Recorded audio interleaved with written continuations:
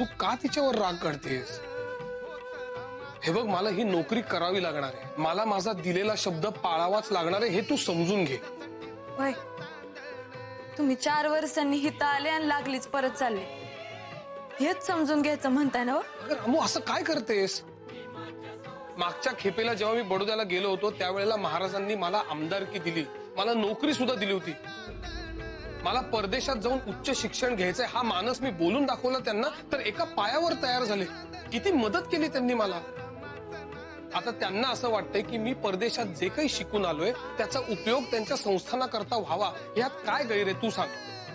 अहो, पण तुम्हाला तिथं किती सोसावं लागलं हे तुम्ही महाराजांना सांगितलं, तरी बी त्यांनी तुम्हाला पुन्हा बोलावून घेतलं. मला काय समजतच नाही बघा. रामू,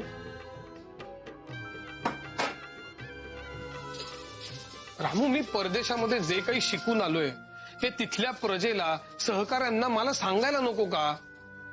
आज जगात काय चाललंय, आपण त्यातनं काय शिकलं पाहिजे, कुठले बदल आपण स्वीकारले पाहिजेत, हे त्यांना जर आपण नाही सांगितलं तर नवीन बदलांना, नवीन विचारांना सुरुवात कशी होणार आहे तू मला सांग. अगं, बडोद्यामध्ये आपल्यासारखेच लोक आहेत, त्यांना समजावून चुचकारून शहाणं कोणीतरी केलंच पाहिजे. पण मग तुम्हीच कशा साहेब? मग कोण करेल? तू सांग, कोण करेल? रामू, अस्पृश्य समाजातला एक मुलगा आज इतकं शिकतो, हा विश्वास त्यांना कोणीतरी दिला पाहिजे. आलं माझ्या ध्यानात. म्हणजे जगासाठी, समाजासाठी तुम्ही तेवढे एकले आहात, तर माझ्यासाठी कुणी बी नाही. मी तुमची एवढी वाट पाहून पाहून थकले, पण तुम्हाला त्याचं काय बी नाही, असंच ना?